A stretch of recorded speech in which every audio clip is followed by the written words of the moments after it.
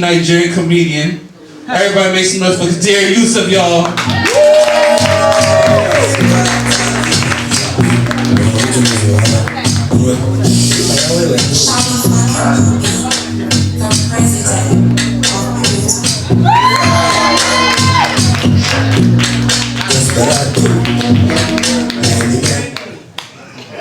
This is why you don't make noise. You excuse yourself, you already have the fire. Hello Americans, hello. How you guys doing? Good evening, good evening, hello. I'm good to somebody here. Alright, cool. My name is Quadir Yussuf. I go by the Nigerian comedian. I always say what's up Americans. I know you're looking at me because I'm not from here. I'm from another part of the world, Baltimore, Maryland. Baltimore is not America, it's Wakanda. It's a different branch, you know. Now I'm just joking, I'm Nigerian. I came to America for college in 2016, and while I was at the embassy, they asked me, they were like, how long do you plan on staying in the United States? And I said after my 4 years in college in America, I'm going to be back to my country to do something great. And that was the first joke I ever told. Yes, sir, I'm not going back, you know what I'm saying? Stable electricity over here, why the hell would I leave? You know what I'm saying? Like, if I left right now, my cousins in Nigeria would be like, why are you here? We're trying to escape the country, you are coming back, are you okay?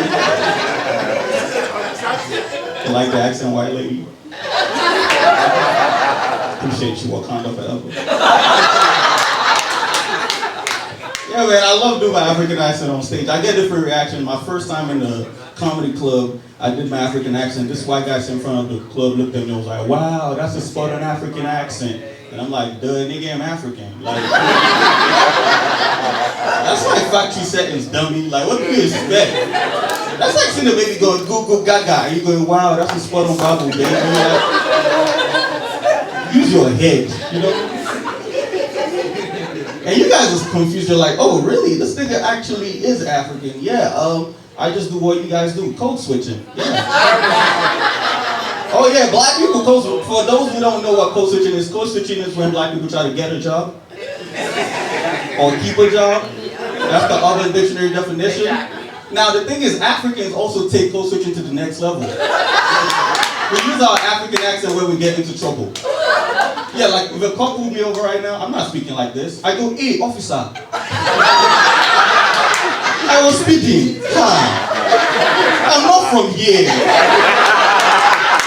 I'm sorry. I don't know the niggas. I'm sorry. Yeah, and you know what's crazy? I think African Americans should start using their African accent also when they get into trouble. Yeah, don't look at me. I know y'all got African accent. You know I know that. Anytime I introduce myself to a black person, I say I'm African. They go, hey, my brother. Yes. Use that Wakandan accent, okay? They don't know the difference. They got white privilege. We got African privilege. Use that shit. You know what I'm saying? Yeah, man, America is a fun place though. I love it in America. Since I've been in America, I've experienced a lot of culture shock. My first month in America, I met a friend and I told that friend I was Nigerian. And as soon as I said that, this random lady interrupted and she goes, excuse me, did you say you were Nigerian? And I'm like, yes. And she's like, wow, you speak pretty good English for a Nigerian. And I'm like, yo, we speak English in Nigeria. And guys, I do comedy 7 nights a week. Only 10% of the room gets that joke up front, which means 70%, 80% of the American population is just discovering that we speak English in Nigeria. Actually, let me change that joke. About 80% of this room right now is just discovering that we speak English in Nigeria. Wow. We listen, we don't judge. Yeah, that's my first cultural shock in America though, because coming from Africa, I used to think only Africans had bad schools. And then I got to America, and then I realized ignorance existed all over the world, you know what I'm saying? Yeah, and don't get defensive, I got you. I know you guys remember those videos in the early 2000s with $1, you could save an African kid. Really? $1? 100 pennies?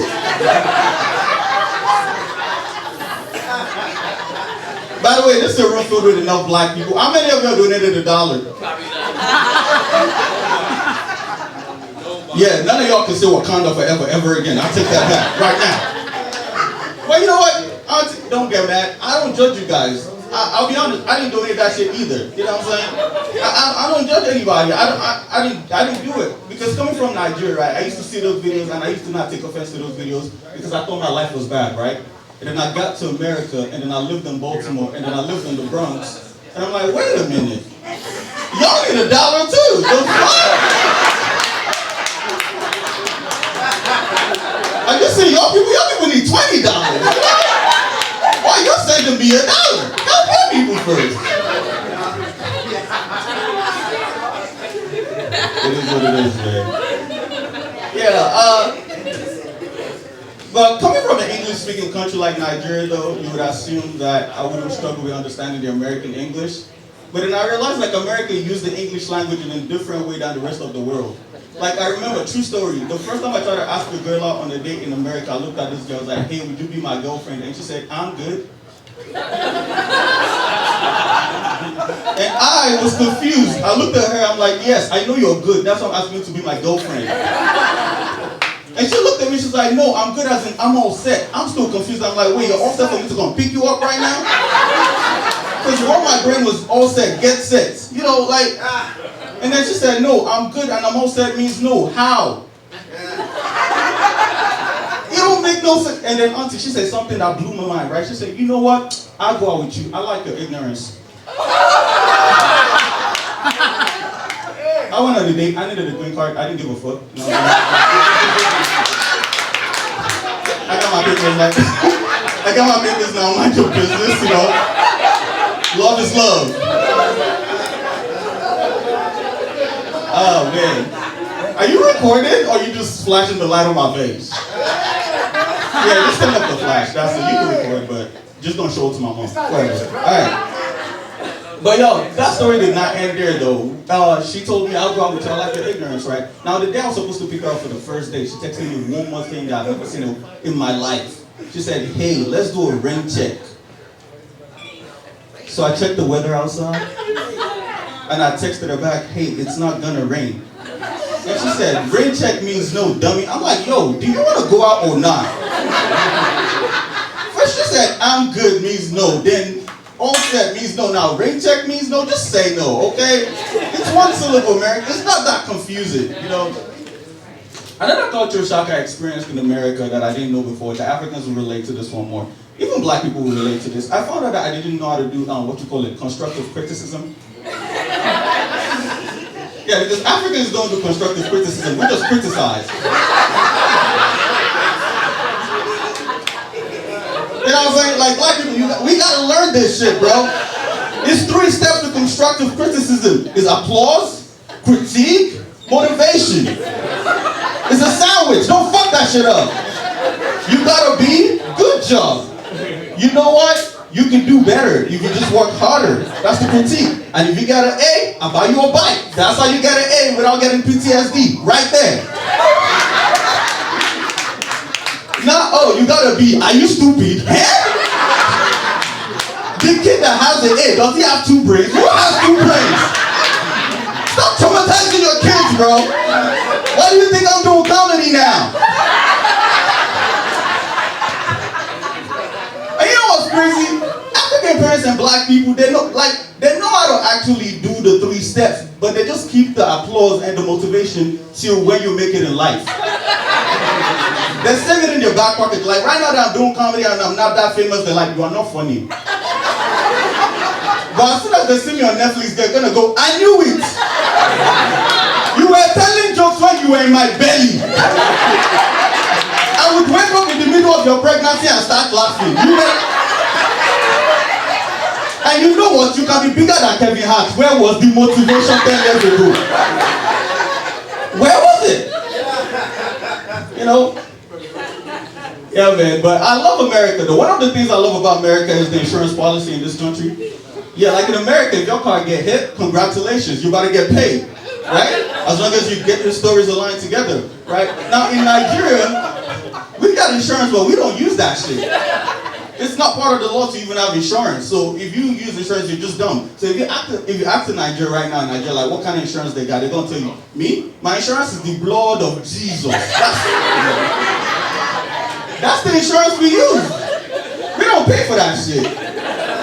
So let me tell you, this is how claims are settled in Nigeria, right? So if a rich guy, basically the person with the most money, right, handles the claim always. Like if the rich guy who's driving like a G-Wagon hits like a 99 Camry, he's just gonna come down and pay that shit off. That's it. Easy. He actually is gonna do it in such a Nigerian way where he's gonna insult you while paying off your bills. Like he's gonna come down and he's gonna be like, okay, so I hit your car. How much is your whole car? Stop crying, answer, how much is your whole car? Okay, 250,000. I just sent you 1 million. Buy 2, keep the change. What? The insult. You know what I'm saying? Now it was the reverse. God forbid the 99 Camry hits a G-Wagon. Oh my God. The G-Wagon driver is going to be so disappointed. It's going to be so disgusted that you are sharing the same road with him that it's going to go like, wait, who let you on the highway? First of all. No, look at your car. Look at my car. Eh? Have you ever bought a car this expensive in your family? You know what? Come here. And that's it. Insurance paid. So as a poor man in Nigeria, your face is your insurance policy. Like people in America use Allstate, poor people in Nigeria use Allface. Take your medications, my nigga.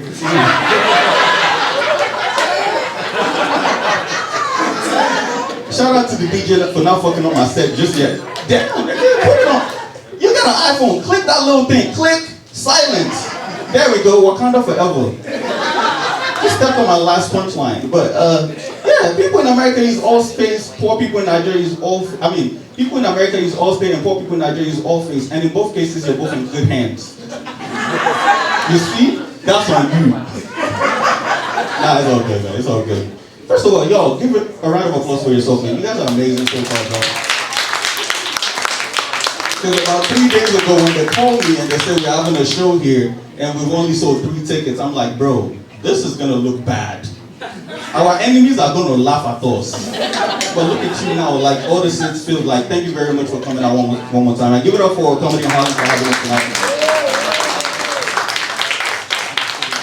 Alright, I'll leave on this. When I first started comedy in America, right, I used to think because of my accent, because of my accent, I would struggle with crossing over to the American industry, right? And then I listened to Kodak Black. 42 Dog, and I was like, oh yeah, anything is possible. Like that is that around here going like Jack, Zamla's all like Z. Like I don't know what bro is saying, but it's mainstream even in Africa.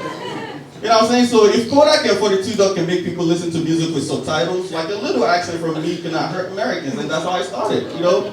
Now, I come from a tribe in Nigeria called the Yoruba tribe, right? Yeah, shout out cousins. Now, in the Yoruba tribe, there is a popular belief that white people, you and your cousins, are actually, see, you did this. Now, y'all gotta switch that shit, bro. Do something like this or something. You know what? Because of you, I'm gonna switch the joke to a whole different thing. This one is for you, my guy. Alright. Any Trump supporters here? Let's talk shit. You guys, there's Americans here and there's some Africans, so watch the Africans laugh at this. You guys know the term MAGA? In America, it means what? Make America great again, right? Which is a term used to describe Trump supporters, right? You can Google this, or you can ask them. We have MAGA in Nigeria. And MAGA in Nigeria literally translates to dumbass white people that get scammed by the Nigerian scammers. That's crazy. You can look it up. And what I've realized is, MAGAs in America and MAGAs in Nigeria, same thing! Same people! It's usually the that person who's dumb enough, who's living in a trailer, who think Trump is gonna give them a tax break while living in a trailer, that think that they'll marry a beautiful princess from Africa, from the king, Mufasa's daughter clan, you can send them $20 every month. It's usually the same dumbass people. Just saying. You gotta be really dumb to vote for that nigga. You know what I'm saying? Alright, unpopular opinion. Don't you think MAGA sound pretty close to nigga? Like, why do white people start saying that's for you? Why do white people start saying MAGA as their own term? Like, what's up, my MAGA? MAGA, please. My MAGA. Look at that MAGA right there. They don't have to bleep rappers no more. MAGA's in Paris, you know? You know, black people can put an odd R at the end of that shit. MAGA. You don't feel the hate? My Instagram is the Nigerian comedian. Nobody was using the tag, so I took it, you know? Sorry, bro. Too late, call this, nigga. But you guys have been amazing. Thank you very much for listening.